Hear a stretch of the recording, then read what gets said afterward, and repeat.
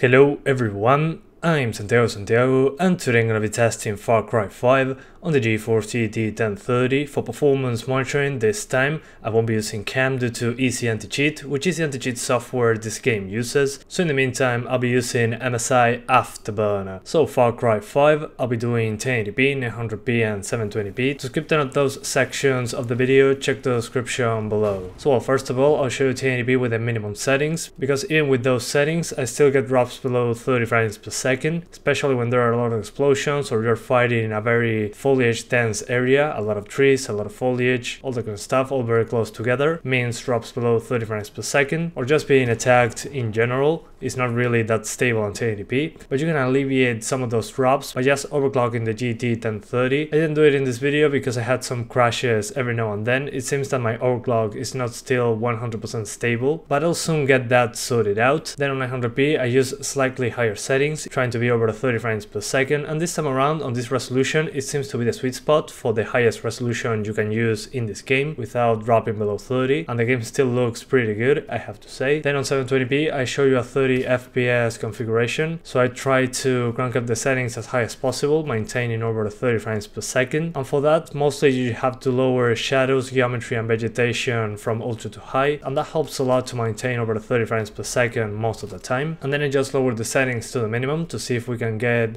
over 45 FPS, and we get between 45 and 60 FPS depending on what's going on, so it feels way smoother than the other resolutions, because obviously we're getting almost double the frame rate sometimes. And if you're having some stutters with the GT 1030, I recommend just lowering the texture filtering option to the lowest, because you can get some less VRAM usage according to the options menu. And my game was crashing for some reason. I was using the NVidia game ready drivers for Far Cry 5, so rolling back to the previous driver before the Far Cry 5 game ready driver, I stopped having crashes. So if your game is crashing, just roll back to the previous NVIDIA driver and it should be sorted out. In the options menu, the two options that gave me the biggest hit to the performance were the shadow option and the geometry and vegetation option. So yeah, so far those two were the ones that gave me the biggest difference in performance. So in order to tweak the game, I just first lowered those like to medium or low, shadows, geometry and vegetation, and then the other options, except in texture filtering, I just lowered them one step down, and that should be enough to get a decent boost in performance. On the anti-aliasing options we have SMAA and TAA. Personally I prefer SMAA since TAA is usually a little too blurry for me, but SMAA seems to be performing better than TAA so far. And the options menu gives you a very good idea on how the things that you change affect the visuals of the game. You have different pictures that show you the difference in the graphics, and it also explains what those options do, but some of them don't explain that well. For example, environment, by lowering that to the minimum you lose the water reflections, the screen space reflections. For some reason we don't have an option for ambient occlusion or textures. The VRAM usage slider is not 100% accurate. Still, with 2 gigs of VRAM GPUs I didn't have much of a problem at all.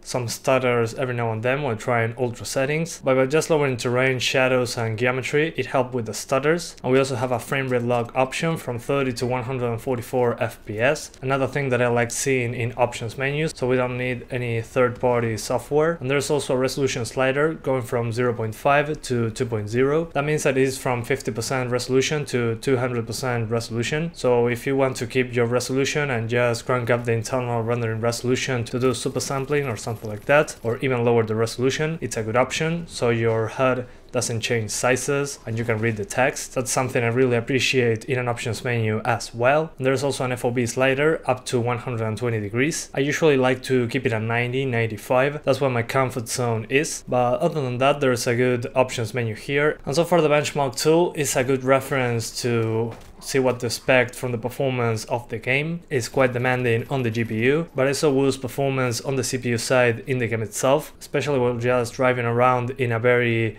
foliage dense area with a lot of trees and some enemies behind me just shooting, and that was enough to drop below what the benchmark tool shows, but it's not a huge difference. So I just recommend to try the benchmark tool is usually a good reference, except in on very specific places. So yeah, overall it seems to be performing very well. I wasn't expecting that from a Ubisoft game, but this seems to be very polished so far, at least on the performance side, which is what I'm just showing you here. And this game uses a lot of CPU. I saw a Ryzen 3 1200 with a 3.9 GHz overclock to be just maxed out, same with the G4560. Of course, those are not high-end CPUs, but it's good to see that the game can use all the 4 threads just fine, takes advantage of your CPU. But between the G4560 and the Ryzen 3, I saw that the Ryzen 3 was more stable overall, and on the G4560 in some occasions there were more drops below 60 frames per second if you're just targeting 60. Still, it's very difficult to maintain 60s with these two CPUs, but you can still be very close. So in my opinion, the game still feels smooth enough, which is what matters. But yeah guys, that's pretty much it. I hope you keep enjoying the video. Thanks for watching and see you next time.